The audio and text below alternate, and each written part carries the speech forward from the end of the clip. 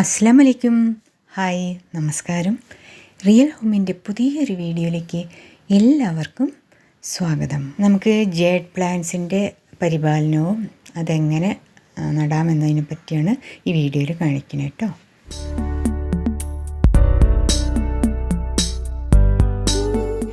ഇത് എൻ്റെ അയൽവാസി അവർ വീട് വിട്ടു പോകുമ്പോൾ കുറേ ചെടിച്ചട്ടികൾ അവിടെ ഇട്ടിട്ട് പോയിരുന്നു. അതിൽ ചെടികളുണ്ടായിരുന്നു. ഒത്തിരി 2-3 മാസത്തോളം വെയിലത്തും ഒക്കെ ഇങ്ങനെ കിടക്കുന്നുണ്ടായിരുന്നു.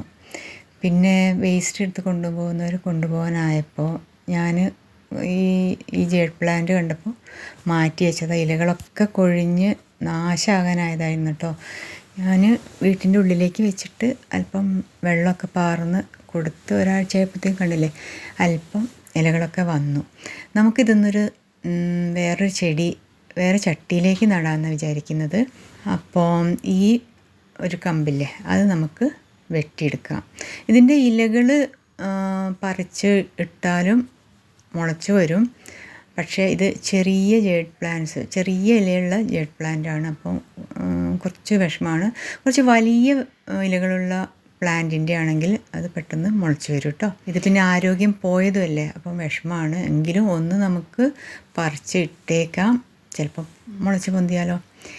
പിന്നെ നമുക്ക് ഈ വെട്ടിയ കമ്പ് ഒരു 2-3 ദിവസം അങ്ങനെ വെക്കണം, നടാൻ പാടില്ല. അല്ലെങ്കിൽ വെള്ളത്തിൽ നമുക്ക് മുക്കി വെച്ചിട്ട് വേരുകൾ വന്നതിന് ശേഷം മണ്ണെന്ന് പറയുമ്പോൾ ഒരു മണൽ അധികവും മണ്ണ് കുറവുമായിരിക്കണം. അല്ലെങ്കിൽ നമ്മുടെ ചകിരിച്ചോറില്ലേ അതും മണലും മിക്സാക്കിയിട്ടും നമുക്ക് ഈ കമ്പ് നടാവുന്നതേ ഉള്ളൂ. ഞാൻ പോട്ടിംഗ് മിശ്രിതവും മണലും മിക്സ് ചെയ്തതാണ് ഈ ചട്ടിയിലാക്കിയിരിക്കുന്നത്. അപ്പോൾ നമുക്കൊരു 2 ദിവസം വെയിറ്റ് ചെയ്യാം. അതിൻ്റെ അടിഭാഗം, മുറിച്ച ഭാഗം ഒന്ന് ഉണങ്ങണം.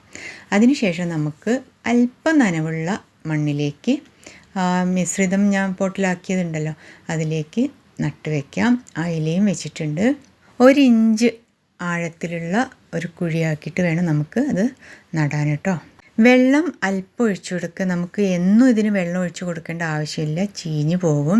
കണ്ടില്ലേ, ഉഷാറുള്ള നമുക്ക് ഏത് തരത്തിൽ ഏത് ചട്ടിയിൽ വേണമെങ്കിലും നല്ല ബോൺസായി പോലെയൊക്കെ ആക്കി മാറ്റാവുന്നതേ ഉള്ളൂ ഈ ജേഡ് പ്ലാന്റിന്.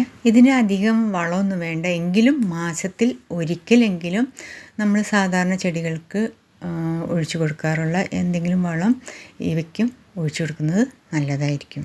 അതുപോലെ അധികം വെയിലില്ലാത്ത, അതായത് ഇൻഡോർ പ്ലാന്റ് ആയിട്ട് തന്നെ വളർത്തിയാൽ നല്ലത്. പക്ഷേ സൂര്യപ്രകാശം ലഭിക്കുകയും വേണം. ചട്ടിയിലെ മേലത്തെ മണ്ണ് ഉണങ്ങിയെന്ന് കാണുമ്പോൾ മാത്രം വെള്ളം ഒഴിച്ചു കൊടുക്കുന്നതായിരിക്കും ഏറ്റവും ബെസ്റ്റ് കേട്ടോ. അപ്പം നമ്മുടെ ഈ കൊച്ചു വീഡിയോ പലർക്കും യൂസ്ഫുള്ളായിട്ട് ഉണ്ടാകുമെന്ന് തന്നെയാണ് വിശ്വാസം. അപ്പോൾ ഇഷ്ടപ്പെട്ടാൽ ഒരു ലൈക്ക് കൊടുക്കുക. അതുപോലെ സബ്സ്ക്രൈബ് ചെയ്യാത്ത ഫ്രണ്ട്സ് ആരെങ്കിലും ഉണ്ടെങ്കിൽ സബ്സ്ക്രൈബ് ചെയ്ത് സപ്പോർട്ട് ചെയ്യുക. അടുത്തൊരു നല്ലൊരു വീഡിയോ വരേക്കും അസ്സലാമു അലൈക്കും, നമസ്കാരം, bye. Thank you for watching my video.